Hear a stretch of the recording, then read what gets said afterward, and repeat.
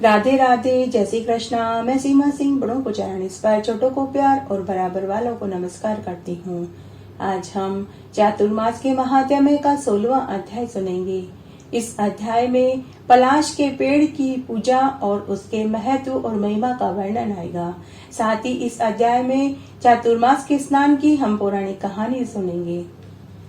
आइए सबसे पहले हम चातुर्मास का 16वां अध्याय सुनते हैं। चातुर्मास में पलाश के पेड़ की पूजा करने से घर में धन धान्य की वृद्धि होती है। पलाश का पेड़ व पलाश के पेड़ के फूल भगवान महादेव को बहुत अधिक प्रिय होते हैं। चातुर्मास में अकेले पलाश के पेड़ की पूजा करने मात्र से धन संपदा, रिद्धि सिद्धि व दीर्घायु संतान सुख की प्राप्ति होती है। चातुर्मास में पलाश के पेड़ व फूल के दर्शन करने मात्र से मनुष्य के सभी पाप क्षीण हो जाते हैं। पलाश के पेड़ के फूलों से भगवान महादेव का श्रृंगार किया जाए तो घर में धन की बरसात होने लग जाती है।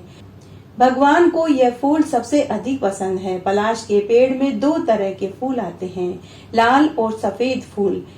सफेद फूल भगवान महादेव को चढ़ाने से घर में धन धान्य में वृद्धि होती है और लाल फूल चढ़ाने से पुत्र पौत्र यश वैभव बढ़ता है। पलाश के पेड़ में ब्रह्मा विष्णु महेश तीनों देवताओं का वास होता है। पलाश के पेड़ को ढाक व टेसु के नाम से भी जाना जाता है। इस पेड़ से संबंधित रखने वाला एक मुहावरा है, ढाक के 3 पात। पलाश के लाल फूलों को जंगल की आग के नाम से जाना जाता है। पलाश के फूलों को घर में रखने से लक्ष्मी की कृपा बरसने लग जाती है। इसकी एक पौराणिक कहानी इस प्रकार है।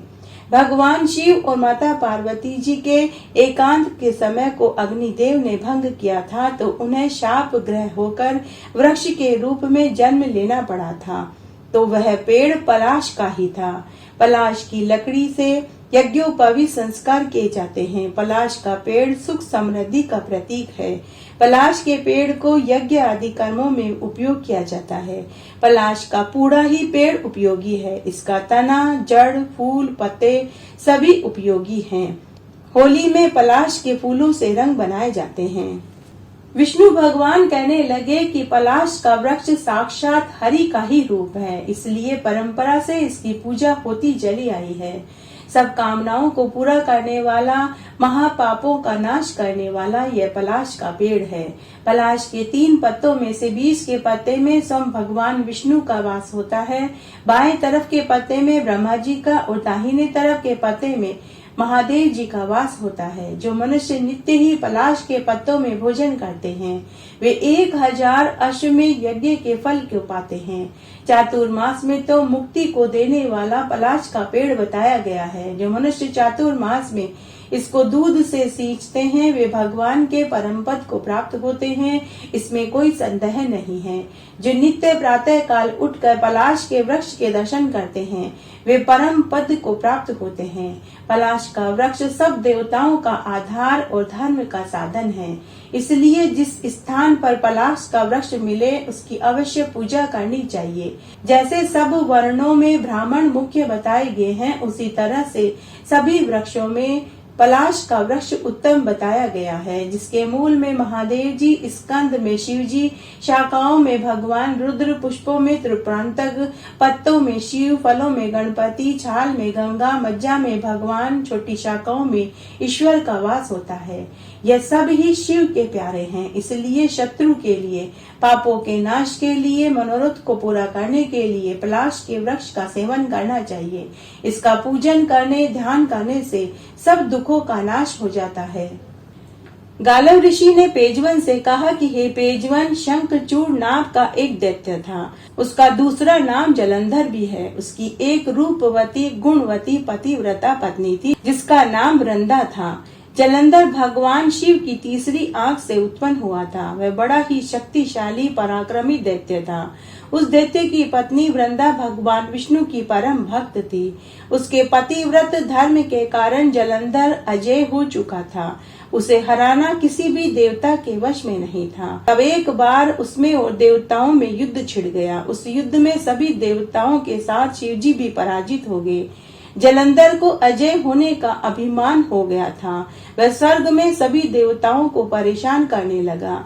दुखी होकर सभी देवता विष्णु भगवान के पास गए और जलंधर के आतंक को समाप्त करने की प्रार्थना करने लगे। जलंधर को मारा नहीं जा सकता था क्योंकि उसकी पत्नी पतिव्रत धर्म का पालन करती थी, इसीलिए जलंधर अजय हो चुका था। एक असुर की बेटी और दैत्य की पत्नी होने के बाद भी वृंदा विष्णु भगवान की परम उपासक थी। वह घंटों उनकी पूजा किया करती थी। तब भगवान विष्णु ने माया से जलंधर का रूप बनाकर छल के साथ वृंदा के पतिव्रत धर्म को नष्ट कर दिया। इससे जलंधर की शक्ति क्षीण हो गई और वह युद्ध में मारा गया। जब विष्णु भगवान जलंधर के रूप में वृंदा के साथ भोग विलास कर रहे थे, तभी वृंदा ने उन्हें पहचान लिया और क्रोधित होते हुए वृंदा ने विष्णु भगवान को पत्थर होने का शाप दे दिया और खुद पति के साथ सती हो गई। भगवान विष्णु ने वृंदा का सती होने से पहले आत्मदाह करने से बहुत रोका और कहा कि हे देवी, तुम अगले जन्म में तुलसी के वृक्ष के रूप में प्रकट होगी और मैं तुम्हें अपने सिर पर धारण करूंगा। साथ ही अगर मेरे भक्त भोग के साथ तुलसी दल नहीं रखेंगे तो मैं भोग को स्वीकार नहीं करूंगा। तभी से भगवान विष्णु के भोग में तुलसी दल अवश्य रखा जाता है तथा चरणामृत में तुलसी डाली जाती है। हे पेजवन, वृंदा की राख से तुलसी का पौधा पैदा हुआ। वृंदा की मर्यादा व पतिव्रत को बनाए रखने के लिए भगवान विष्णु के शालिग्राम रूप की और तुलसी का विवाह किया जाता है। हर साल देवउठनी एकादशी पर तुलसी विवाह किया जाता है। जो व्यक्ति तुलसी विवाह करवाते हैं फिर उसके लिए कुछ भी करना शेष नहीं रह जाता। वह सभी बंधनों से मुक्त होकर सभी सुखों को भोग कर मरने पर वैकुंठ को प्राप्त होता है। हे पेजवन, जिस प्रकार शिव के विग्रह के रूप में शिवलिंग की पूजा होती है, उसी प्रकार श्री हरि के विग्रह के रूप में शालिग्राम की पूजा होती है। शालिग्राम में शंख, चूड़, पद्म, गदा जैसी आकृति उभरी हुई होती है। हे पेजवन, इसी पत्थर को भगवान विष्णु का रूप माना जाता है। इनकी पूजा भगवान शालिग्राम रूप में की जाती है। भगवान विष्णु को सती वृंदा के शाप के कारण शालिग्राम बनना पड़ा। स्कंद पुराण के अनुसार चातुर्मास में भगवान शालिग्राम के महात्म्य को सुनने, पढ़ने और सुनाने से समस्त तीर्थों में जाकर स्नान करने जितना फल प्राप्त हो जाता है। एक बार नारद मुनि जी घूमते घूमते महादेव जी के पास पहुँचे और अपने ब्रह्मचारी होने का अभिमान से वर्णन करने लगे कि त्रिदेवों की भी पत्नियां हैं, किंतु मुझे देखो, मैंने अभी तक विवाह नहीं किया है, मैं ही ब्रह्मचारी हूँ। महादेव जी ने कहा कि ठीक है नारद जी, लेकिन यह बात तुमने मुझे तो बता दी, लेकिन विष्णु जी को मत बताना। किंतु नारद जी कहाँ मानने वाले थे। वे सीधे विष्णु भगवान के पास पहुँचे और उन्हें भी यह बात कह दी। विष्णु जी तो भक्त वत्सल हैं। उन्होंने नारद जी के अभिमान के बुखार को उतारने के लिए कड़वी दवा पिलाने का निश्चय किया। उन्होंने नारद जी के मार्ग में एक समृद्ध माया नगरी का निर्माण कर दिया। वहाँ के राजा की लक्ष्मी से सुंदर कन्या का स्वयंवर हो रहा था।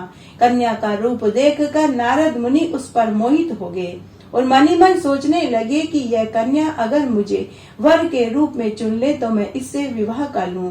बड़े बड़े देवता बिना विवाह के नहीं रहे तो फिर मैं क्यों रहूं। किंतु मेरा जैसा रूप है उससे तो यह कन्या मुझसे विवाह मुश्किल ही करेगी। तभी वे विष्णु भगवान के पास गए और उन्हें पूरी बात बता दी और कहा कि आप मुझे सुंदर बना दीजिए। विष्णु भगवान ने उन्हें बंदर का रूप दे दिया। माया, मोह, उत्तरिया से ग्रस्त नारद मुनि शीघ्रता पूर्वक जाकर राजसभा में बैठ गए। राजकुमारी जब वर चुनने के लिए एक एक राजा के पास आ रही थी तो नारद मुनि ने सोचा कि राजकुमारी सबको छोड़ती हुई आ रही है, क्योंकि मेरा रूप इतना सुंदर है। राजकुमारी मुझे ही वर के रूप में चुनेगी। लेकिन राजकुमारी जी नारद जी को छोड़कर आगे निकल गई। आगे एक अन्य राजा बैठे थे, उनके गले में माला डाल दी तो नारद मुनि हाथ मसलते रह गए। जब नारद जी को पता लगा कि विष्णु भगवान ने उन्हें बंदर का रूप दिया है तो वे विष्णु भगवान पर क्रोधित हो गए। विष्णु जी से जाकर बोले कि मैं आपके पास मदद के लिए आया था, किंतु आपने मदद करने के बजाय मुझे बंदर का रूप दे दिया। कभी आपको भी इसी बंदर से मदद मांगनी पड़ेगी। आपने मेरी सहायता नहीं करी, लेकिन बंदर एक जानवर होकर भी आपकी सहायता करेंगे। परंतु विष्णु भगवान शाप पाकर भी मुस्कुराने लगे, क्योंकि वे आगे जो होने वाला था उसको वो पहले ही जानते थे। उन्होंने नारद जी को शांत करके पूर्ववत रूप दे दिया।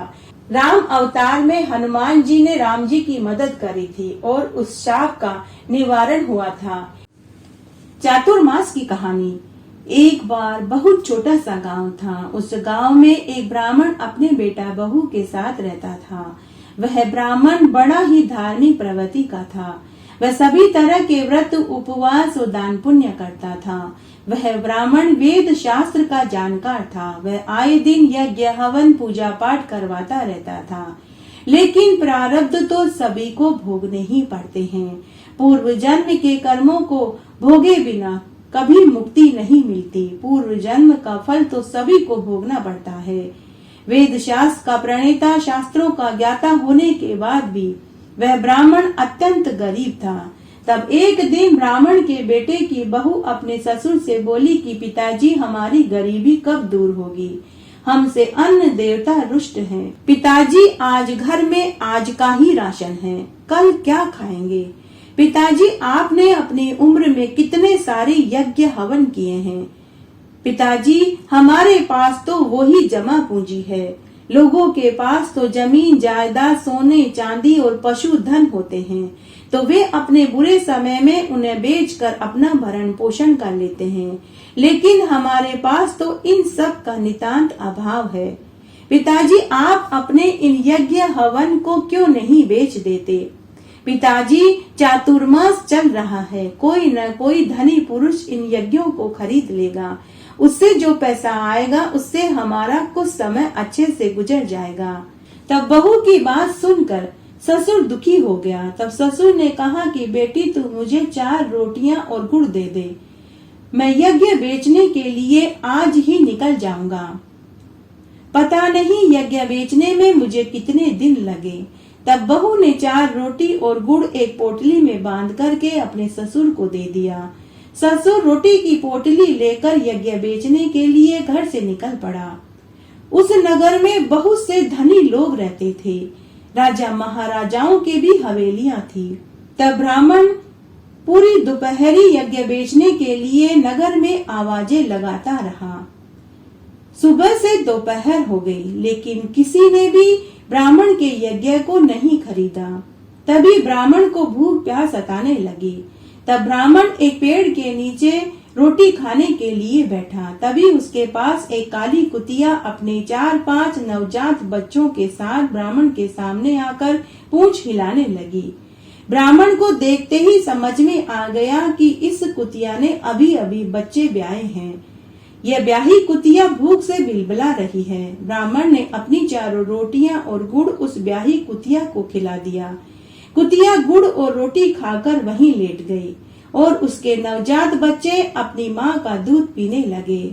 तब ब्राह्मण ने पानी पिया और अपने गंतव्य स्थान की ओर चल दिया और फिर से आवाजें लगाने लगा कि कोई मेरा यज्ञ खरीद लो, कोई चातुर्मास में मेरे यज्ञ का पुण्य खरीद लो। ब्राह्मण बहुत देर तक आवाजें लगाता रहा। तभी उस नगर के एक राजा रानी ने ब्राह्मण की आवाज सुनी। रानी ने राजा से कहा कि हे महाराज, यह ब्राह्मण जरूर बहुत गरीब है। यह किसी मजबूरी से अपने पुण्य को बेच रहा है। हे महाराज, चातुर्मास जैसा पवित्र महीना चल रहा है, आप इसका यज्ञ खरीद लीजिए। तब राजा ने पहरेदार को भेजकर ब्राह्मण को महल में बुलवाया। ब्राह्मण जब महल में आया तो राजा ने उसे बैठने के लिए आसन दिया और उसे जल पान खिलाया। उसके बाद राजा रानी ने ब्राह्मण से पूछा कि हे ब्राह्मण देव, आप किस परेशानी में हैं जो आप अपना यज्ञ का पुण्य चातुर्मास में बेचने निकले हैं? तब ब्राह्मण ने उन्हें पूरी सच्चाई बताई। तभी राजा की मुंह बोली बहन भी वहां आ गई। जब उसे पूरी बात का पता चला तो उसने ब्राह्मण से पूछा कि आपने कौन कौन से यज्ञ किए हैं, कृपा करके आप उनके नाम बताइए। तब ब्राह्मण ने सभी छोटे बड़े यज्ञों के नाम गिनाए। राजा रानी अपनी मुंह बोली बहन की सारी बातें मानते थे, क्योंकि वह एक सती नारी थी। उसने आजीवन कुंवारी रहने का प्रण ले रखा था। वह बड़े ही धर्म, कर्म, व्रत, उपवास, दान पुण्य किया करती थी। जब ब्राह्मण ने अपने सभी यज्ञों के नाम बताए तो राजा रानी ने अश्वमेध और राजसूय यज्ञ खरीदने की इच्छा जताई। तभी मुंह बोली बहन ब्राह्मण से बोली कि अरे ब्राह्मण देव, तुमने सारे यज्ञों के नाम गिनाए, लेकिन तुमने अभी अभी रास्ते में एक यज्ञ किया था, तुमने उसका नाम क्यों नहीं बताया। तब ब्राह्मण ने राजा की मुंह बोली बहन से कहा कि हे कल्याणी, मैंने रास्ते में कोई यज्ञ नहीं किया। तब राजा की मुंह बोली बहन ब्राह्मण से बोली कि हे ब्राह्मण देव, अभी अभी रास्ते में आते समय आपने एक ब्याही कुतिया को 4 रोटी और गुड़ खिलाया था। वह यज्ञ आपके पहले किए गए यज्ञों से बहुत बड़ा और श्रेष्ठ है। हे ब्राह्मण देव, चातुर्मास में ब्याही कुतिया को रोटी और गुड़ खिलाकर जो तुमने पुण्य कमाया है वह तुम्हारे पूर्व के यज्ञों से बहुत ज्यादा है। कृपया करके आप अपने उस यज्ञ का मूल्य बताइए। ऐसा सुनते ही ब्राह्मण के होश उड़ गए। उसने राजा की मुंह बोली बहन के चरण पकड़ लिए और बोला कि हे देवी, आप तो अंतर्यामी हैं, आपने इतना सब कुछ कैसे जान लिया। फिर वह ब्राह्मण राजा रानी के आगे हाथ जोड़कर बोला कि हे महाराज, अब मैं अपना यज्ञ नहीं बेचूंगा, चाहे मुझे और मेरे परिवार को भूखे ही क्यों न रहना पड़े। उसके बाद राजा रानी ने ब्राह्मण को खूब सारा धन और स्वर्ण मुद्राएं दी। ब्राह्मण खुशी खुशी धन लेकर घर पहुंचा तो उसने देखा कि उसका घर एक सुंदर महल में बदल चुका था। घर में अन्न धन के ढेर पड़े थे। ब्राह्मण ने अपने बेटे की बहू से पूछा कि यह सब कुछ कैसे हुआ। तो ब्राह्मण के बेटे की बहू बोली कि पिताजी, आपके जाने के बाद एक नवयुवक आया था, वही यह अन्न धन रख कर गया है। उसी ने हमारे घर को नया बनवाया है। उसने कहा कि आपने रास्ते में कोई यज्ञ किया था, यह उसी यज्ञ से मिला हुआ धन है। ब्राह्मण को बड़ा आश्चर्य हुआ। ब्राह्मण भोजन खाकर रात्रि में सो गया। तभी अर्धरात्रि में चातुर्मास के देवता ने ब्राह्मण को दर्शन देकर कहा कि हे ब्राह्मण देव, तूने चातुर्मास में ब्याही कुतिया को 4 रोटी और गुड़ खिलाया, यह उसी का पुण्य फल है। चातुर्मास में ब्याही कुतिया को या ब्याही गाय को रोटी और चारा खिलाने का फल सभी अश्वमेध और राजसूय यज्ञ से भी बड़ा भारी पुण्य फल देने वाले होते हैं। नारद मुनि ब्रह्मा जी से पूछने लगे कि हे पितामह, अब सब व्रतों में उत्तम मोक्ष को देने वाले, विष्णु के प्रिय और सब मनोकामनाओं को पूर्ण करने वाले एकादशी व्रत का महात्म्य सुनाइए। तब ब्रह्मा जी कहने लगे कि हे नारद मुनि, तुम ध्यान से सुनो। कृष्ण पक्ष और शुक्ल पक्ष दोनों एकादशियों को अन्न नहीं खाना चाहिए। एकादशी बालकों की माता के समान, रोगियों की औषधि के समान रक्षा करती है। एकादशी के व्रत से बड़े बड़े यज्ञों का भी फल मिल जाता है। एकादशी का व्रत करने वाले को दशमी की शाम को भोजन नहीं करना चाहिए। एकादशी को निराहार रहें और द्वादशी को एक समय भोजन करें। इस प्रकार व्रत करने वाला महापापी भी मोक्ष को प्राप्त हो जाता है। व्रत करने वाला प्रातः स्नान करके भगवान की पूजा करे, धूप दीप नैवेद्य भगवान को अर्पित करे, पुराणों की कथा का श्रवण करे, रात्रि जागरण करे, सत्य वचन बोले। जो मनुष्य एकादशी की रात्रि को जागरण करता है वह फिर कभी जन्म नहीं लेता। द्वादशी को प्रातः उठकर स्नान आदि करके भगवान की पूजा करे, ब्राह्मणों को भोजन कराए, मौन रहकर बंधु बांधवों सहित सम भोजन करे। ब्रह्मा जी नारद मुनि से आगे बोले कि हे नारद मुनि, गंगा के समान तीर्थ नहीं, माता के समान गुरु नहीं, विष्णु भगवान के समान देव नहीं, अन्न न खाने के समान तप नहीं, वेद के समान शास्त्र नहीं, शांति के बराबर सुख नहीं, सत्य के बराबर ज्योति नहीं और चातुर्मास के समान कोई व्रत नहीं, ज्ञान के समान लाभ नहीं और एकादशी के समान कोई व्रत नहीं। ब्रह्मा जी नारद मुनि से आगे बोले कि हे नारद, अब मैं तुम्हें भद्रशील और गालव का इतिहास कहता हूँ, तुम ध्यान से सुनो। अनेक वृक्षों से युक्त, मृगों से शोभित, सिद्ध गंधर्वों से सेवित, कंद मूल फल और ऋषि समूहों से युक्त नर्मदा के तट पर गालव ऋषि का आश्रम था। गालव के भद्रशील नाम का पूर्व जन्म के स्मरण वाला विष्णु भक्त पैदा हुआ। भद्रशील खेलते हुए बालकों के साथ मिट्टी के भगवान की मूर्ति बनाकर के पूजा किया करता था और सब बालकों को भी ऐसा ही करने के लिए कहता था कि भगवान का पूजन करो, एकादशी का उपवास करो। तब बालक भी उसके उपदेश के अनुसार वैसा ही करने लगे। उसके ऐसे चरित्र को देखकर एक दिन उसके पिता गालव ऋषि ने कहा कि हे पुत्र, तू सदैव ही विष्णु की भक्ति में लगा रहता है। यह ज्ञान तुझे कैसे प्राप्त हुआ, इसका क्या कारण है, मुझसे कहो। तब उसका पुत्र अपने पिता से बोला कि पितामह, मैं आपको अपने पूर्व जन्म का वृतांत सुनाता हूँ। पहले जन्म में मैं चंद्र वंश में उत्पन्न हुआ दत्तात्रेय से शिक्षा ग्रहण करता था। धर्म कीर्ति मेरा नाम था। मैंने 9000 वर्ष तक राज्य किया। उस काल में मैंने बहुत से धर्म और पाप भी किए। देववश से मैं बुरी संगति में पड़ गया और अपने पाखंडी साथियों के कहने से वेद मार्ग छोड़कर बुरी संगति में पड़ गया। मेरी प्रजा मुझको अधर्मी समझकर स्वयं भी अधर्म के कार्य करने लगी। धर्मशास्त्र के अनुसार उनके भी पाप का छठा भाग मुझे ही मिलने लगा, क्योंकि शास्त्रों के अनुसार राजा प्रजा के धर्म और अधर्म के छठे भाग का अधिकारी होता है। एक दिन मैं शिकार खेलने वन में गया। उस दिन मैंने अन्न जल ग्रहण नहीं किया। घूमते घूमते मार्ग भूल गया और सायंकाल के समय नर्मदा के तट पर पहुंच गया। वहां बहुत सारे वैष्णव एकत्रित होकर एकादशी का व्रत रख कर जागरण कर रहे थे और भजन कीर्तन कर रहे थे। मैं भी पूरे दिन से भूखा प्यासा था, तो दुखी होकर मैं वहीं पड़ा रहा। प्रातःकाल होते ही भूख और प्यास से दुख से मेरे प्राण निकल गए। तब उसी समय यमराज के दूत मुझको पापी समझकर मुकद्दरों से मारते हुए यमराज के पास ले जाने लगे। यमराज ने चित्रगुप्त से मेरे पाप पुण्यों का लेखा जोखा पूछा। तब चित्रगुप्त ने कहा कि यद्यपि यह बड़ा ही पापी है, किंतु इसने एकादशी का व्रत किया, उसी कारण इसके प्राण निकल गए। इस कारण इसके सभी पाप धुल गए। तब यमराज मेरे सामने हाथ जोड़कर खड़ा हो गया और यमराज अपने यमदूतों को डांटते हुए बोला कि अरे मूर्खों, जो भगवान विष्णु का भक्त हो उसे नरक में लेकर मत आया करो। ऐसा कहकर यमराज ने मुझे प्रणाम किया और अपने दूतों को धमकाया। जो मनुष्य भगवान का भक्त है, कृष्ण, गोविंद, मुकुंद, हरि, शिव, दामोदर, वासुदेव और वामन भगवान के नामों का जाप करता हो, उसको कभी नरक में लेकर मत आओ। इसने एकादशी का व्रत अनजाने में ही किया, परंतु एकादशी का व्रत करने से इसके सारे पाप धुल गए। फिर यमराज ने मेरा पूजन किया और मुझे सुंदर विमान में बैठाकर विष्णुलोक में आनंद सुख भोगने के लिए भेज दिया। हजारों वर्ष तक विष्णुलोक में रहकर फिर उतने ही वर्ष तक इंद्रलोक में रहा। उसके बाद इस पृथ्वी पर आकर आप जैसे तपेश्वर के घर में मैंने जन्म लिया। हे तात, इसी कारण से मैं सदैव भगवान विष्णु की पूजा में रत रहता हूँ और सदैव एकादशी का व्रत करता हूँ। पुत्र के वचन सुनकर गालव ऋषि को बड़ी प्रसन्नता हुई और बोले कि मैं धन्य हो गया जो मेरे विष्णु भक्त ने जन्म लिया। जो मनुष्य इस कथा को एकादशी के दिन पढ़ता, सुनता या सुनाता है, उसे मरने के बाद विष्णुलोक की प्राप्ति होती है। इस तरह आज हमने चातुर्मास का 16वां अध्याय सुना। आशा करती हूँ यह आपको जरूर पसंद आएगा। मेरे साथ बने रहने के लिए आपका धन्यवाद। आगे आने वाली कथा कहानियों के लिए भी आप इसी तरह मेरे साथ बने रहें।